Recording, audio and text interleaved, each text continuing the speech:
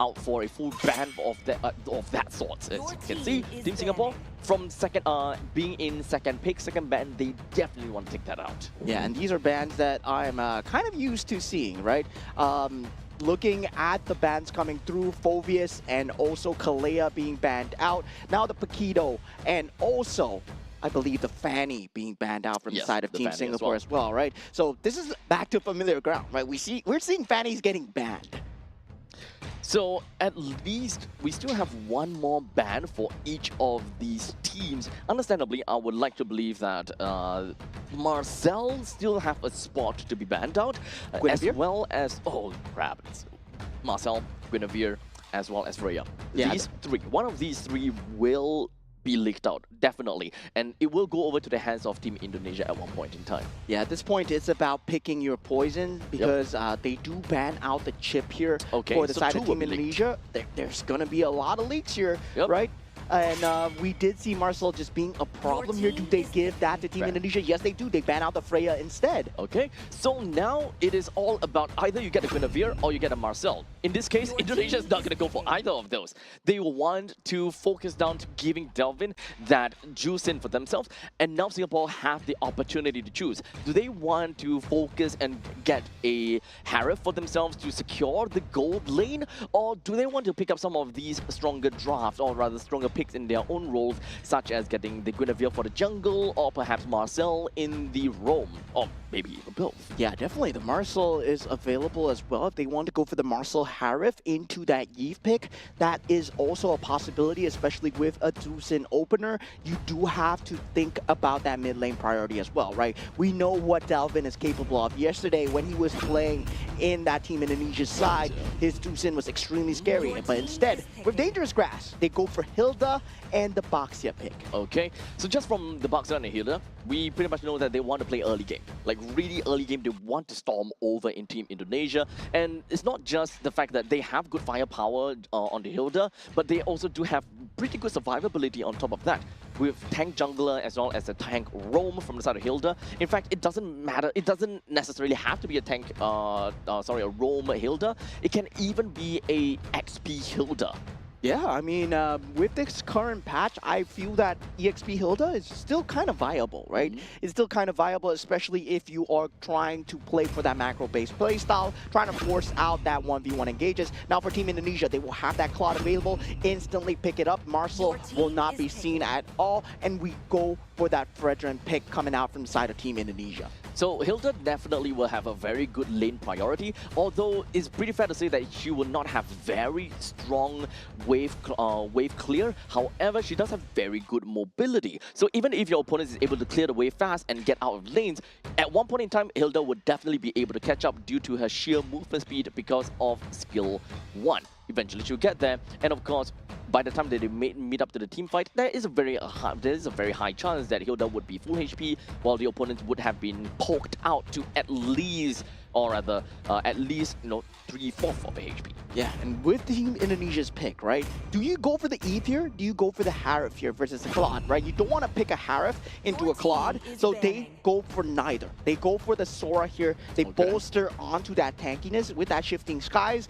Well, I would say Sora right now, it's still strong, but there are teams that learn how to play against the Shifting Skies already. Yeah, so just because of the Sora pick right now, there is no more ambiguity as to where the Hilda is going to go. Hilda is definitely going to go to the roam, and Sora is going to go over to the XP, leaving out the gold lane as well as the mid lane that is required for Team Singapore to pick out. So when it comes down to the bans for this side, it's understandable that they are definitely going to go for a very tanky orientation. They want to play early game. So for Team Indonesia, one of their few choices is that they want to take away very early game of marksman. In this case, Granger, Bruno, Clint are all very good bans that Indonesia can look out for. Yeah, very weird ban coming out from the side of Team Singapore, right? Going for the Valentina ban, fearing that maybe the EXP Valentina lane, XP, that might come out. Generally, we do see a lot of the counters when initially Sora was introduced, right? You gotta go Shifting Skies? Well, IMU get the shifting skies for yourself, go into the cloud Being form. on par. Yeah, just be on par as much as possible. So yeah, that is one of the early bans that we do see out. And for Team Indonesia, it will be that Eve ban, which is very good against that Zusin in terms of that mid lane priority. Yep. So for Team Indonesia, they have a lineup that really wants to allow them to play control. They want to control the game as much as possible, allow the Claude to be able to move around the map a lot more freely, so they need to have quite a bit of mobility. Allowing the XP to be freed a lot earlier is ultimately very important. So it does seem like for Coach Eugene have decided to take away the CC just to ensure that Team Indonesia don't get a free lane out of XP. Yeah, definitely. Sora giving him an easier time. Well, you do get that snowball going, and then you get to use more instances, right, where the Sora is not kept in lane, especially by the CC as well. That's one of the key factors that we do see the thought of CC going into that EXP lane as well. Now, meanwhile, for Team Indonesia, if they still want to secure a good priority mid lane, they can still ban out maybe the Zetian, and also there is that Gord available still in that pool as well. God, dude. Yep. Okay, so Lilia being taken away is also one of those heroes that is really good into a dive composition, which is what Team Singapore is trying to do. They want to do target prioritization, which is something we see a lot. They need to be able to call out some of these shots a lot faster and and very well. Hilda is very single target oriented. Baxia is going to be the same thing as well. Sora does have very strong power when he goes over to Storm form. If you do want an edge over the opponents in terms of firepower. Yeah, and going for the side of Team Singapore right now, they will have that choice of gold lane here. Not a lot of gold laners are being banned out. They can go for the Moskov, but they might not want to show their hand too early, right? They do need to get a semblance of late game versus the Claude. The Harif, I don't think they are going to go for it, but mid lane right now feels like it's going to be the Kimmy. So at least the Kimmy will be that part of the insurance policy that Team Singapore is trying to look out for, but that also means that there will be a small little lapse in the early stages of the game where they don't have that bursty firepower in the event they want to play a bit more burst. So right now, Team Singapore, they're a very common to Team Com. The moment that they go in, they want to finish it right there and then. So this way, Team Singapore can play a very early game-oriented gold laner, which does mean that having a Kimi in mid lane, you are not limited to playing early game marksmen such as Clint, the Bruno or Granger. You can actually start to play gold lane fighters like Ruby, for example. Yeah, on the contrary though, you can still play the Bruno for that kind of bully against the Claude, but the Arlot does come out. I'm surprised that it wasn't banned out instead of the CC, right? Because the Arlot and also the Fredrin combo just very oppressive, especially in this current meta as well. Now, combined with that glue, Team Singapore, they have a lot to deal with. They do have a lot, but I can understand why they prefer to ban out the CC over the Arlot. They want to ensure that they take the tempo all the way from the start of the game and do not... Yeah, okay. We have the Leslie pick coming out from the side of Team Singapore, and well, oh well, Leslie, my favorite hero, but I'm not too sure what's going on here for the side of Team Singapore. And yeah, this might be a new strat coming in. We were talking about trying to bully the Claude out of lane. Yes, Leslie good at bullying, but I would say in terms of survivability, not much there. But of course, you can see the Fredrin and the glue coming. So you gotta play such good positioning though. Yeah, okay, so right now, we talk about catch. When it comes down to Leslie, Leslie is great at escaping catch, only to a certain extent. Leslie can go invisible, so these kind of targeting spells will no longer be applicable. So it's technically a good answer over to Arlot, so that he's unable to be too sticky onto you, constantly just second skill right into your face. But my question is if whether glue can still attach to you as a Leslie when you're invisible. Yes, you can. Yes, you can. Okay, yes, you can. The answer is yes. And now we are going into game number 1. Team Indonesia versus Team Singapore here. Team Singapore yet to find a win, and Team Indonesia sitting at the top of Group A so far. Yep. So this is a very unprecedented team comp. So far for Team Singapore, I don't mind all the way from the start to the 4th one. But the Leslie definitely threw me completely off guard. I do want to see what kind of hidden tech Team Singapore might have for themselves.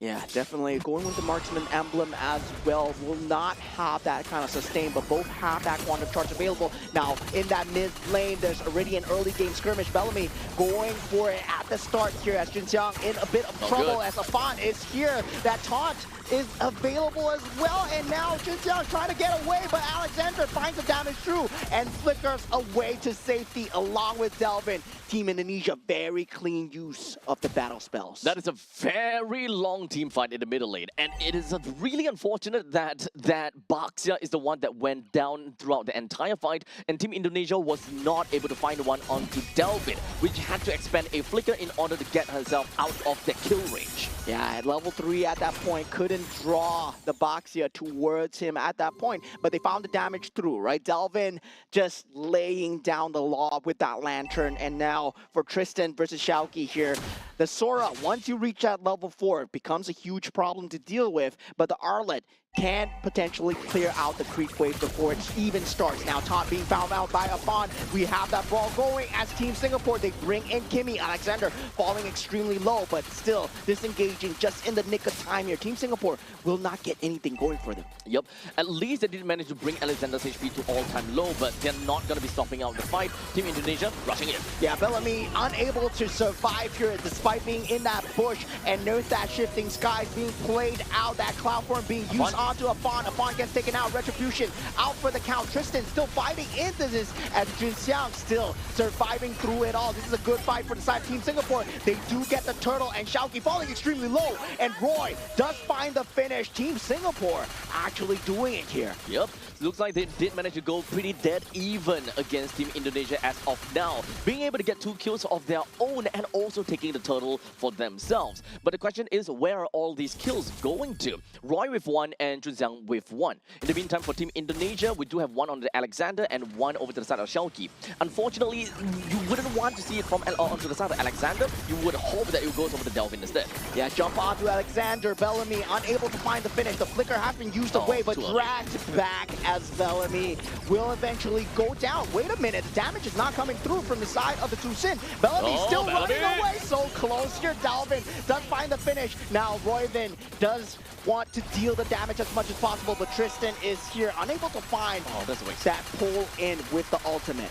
Okay, that team fight, we can see that there was a lapse in communication. One of them was going for, or rather Roy was going in for Delvin, and unfortunately for Jinxiang, he was just looking for Afan. They need to get a more steady prioritization going in. Do they want to deal with the front lines, or do they want to deal with the support? Yeah, and really, I would say, still on the gold lane itself, Dingarai still farming up a storm, but now with that going, Jinxiang, he's in a lot of trouble here, unable to tank up the damage. Appraisal's Wrath being used, flicker forward coming out from Delvin as well. Team Indonesia, they are going full ham here as they are unable to land the final fetch, but they already got 2 kills for themselves. Fight's not going to be over just yet, though. It does seem like re-engage coming from Tristan. Yeah, Tristan here will be able to get out. He does have that storm form available. And now, with that, the traction pole is not there as well. We're going back to even grounds. Even though Team Indonesia managed to get quite a lot of kills out of those fights, the gold advantage is only at 1,000 gold. Not too shabby, but a lot of fight has been going on in the XP lane. Team Singapore and Team Indonesia, they have been constantly trying to push the lane, push the fights towards the northern area, leaving the bottom lane completely untouched, leaving Leslie and Claude to fight for themselves. Yeah, and Delvin really in these positions have been left unpunished so far. Jinxiang going with the shield unity onto Alexander. That might not be a good target here, but the cloud form is used in the center. Delvin with the ultimate dealing so much damage. Bellamy and Jinxiang goes down. Tristan as well. Team Indonesia, they're dealing so much damage as Afan gets the turtle and Alexander takes out Keith. Royvin, the only one alive. Team Indonesia with a bloodbath. They're lacking in damage right now. Team Singapore can find themselves in a really tough spot in trying to land some of these kills. As we mentioned before, right? When it comes down to playing in a war of attrition, when your team is generally very tanky, you need to be able to identify who are going to be the main attraction or your main guy that you need to prioritize on. Right now, it's kind of still all over the place. At least for Tristan, he's trying to set up for the team. While in the meantime, the team from the side of Team Singapore, they don't necessarily have got what it takes to be able to melt down a composition like Team Indonesia in a 3-man I guess if they're all grouped up in 3-man, which is what Tristan managed to do. Yeah, 4,000 gold advantage so far coming in for the side of Team Indonesia, and they're not letting the pressure slip. Already the bottom lane tier turret is down, and they're looking for that tier 1 turret. And Delvin, in these positions, he's been so safe, still has that flicker, still has that ultimate, and Team Singapore has no way to initiate on him, despite Tristan always being in that forefront. I do really want to find out how this is going to work out now. And now, immediately. Does go in, Shifting Skies has been found, but Afan, he's falling low, but he's not going to be low enough as Bellamy does not find the finish. Tristan so falling low as well. Team Indonesia, they're doing it. And now once again, Dalvin, he's pulling out so much damage as Dingarai comes in with a blazing duet, but Xiaoqi with a triple kill. Yeah, unfortunately, it does seem like the Leslie coming in from the backside, at least he was able to escape from all of these deaths. He did manage to do quite a number of damage over to the side of Delvin, but unfortunately not quite enough. She's not exactly at critical mass as of yet, and right now just need to stick around with the team to ensure that she don't get singled out, because this is a team comp from the side of Team Indonesia that can really put this Leslie in a really tough spot. Yeah, 6,000 gold advantage. This is why you don't give the Arlet away to the side of the Fredrin user, right? That final slash together with that taunt combination, it becomes much of a bigger threat, especially with Delvin being able to stand all the way in front. They don't need vision. They got Jusin, and Delvin is doing so well. Alexander just teasing out the damage going through, and they will eventually get the turtle, and that's the objective gaming settled, and they set their eyes on that mid lane. Tristan goes in with that cloud form, Shifting Skies, unable to find that full damage through, and they still lack the damage from the side of Team Singapore. They can't focus fire anyone down. Tristan is constantly trying to look up for opportunities in order to set up for the team and of course drag everyone back towards the turret in order to get some of these damage being poked out over to the side of Team Indonesia.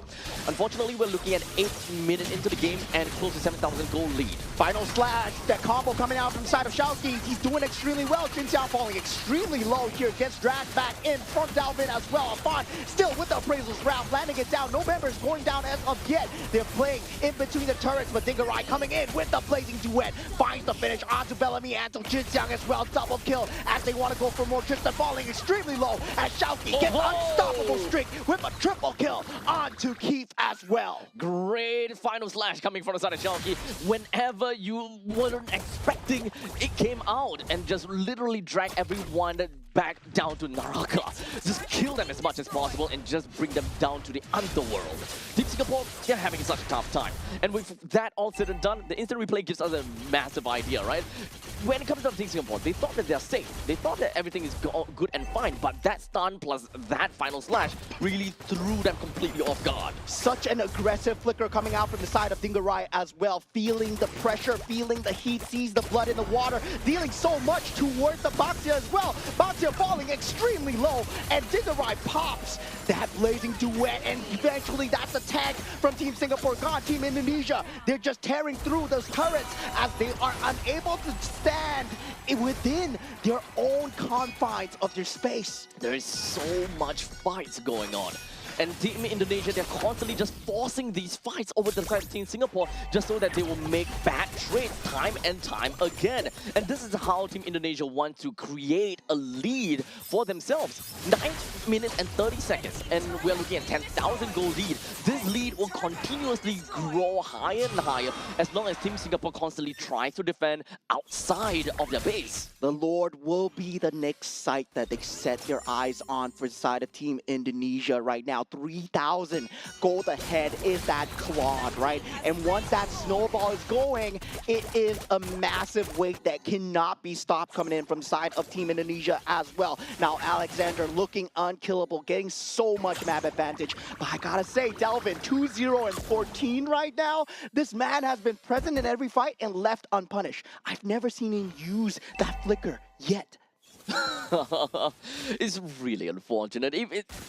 Delvin has constantly been in the face of Team Singapore, and he's constantly being hit by Roy even. Roy has been putting a lot of emphasis onto Delvin, but she's just dealing really small little poke damages, and she's not anywhere at a point where Kimmy is going to be strong enough. Yeah, it feels like a bubble gun that you're pointing towards the side of Team Indonesia right now as the Lord does go in, and Delvin aggressively goes in as well. Still has the flicker available. Tristan goes down, and Team Indonesia, they get the inhibitor turret. They drag back in the box here as well, and that's a double kill coming in from the side of Delvin. And look at the back here as Xiaoqi is going on a hamstring as Dingarai and Delvin, they clean up the rest of Team Singapore. A clean 1-0 for Team Indonesia. That was way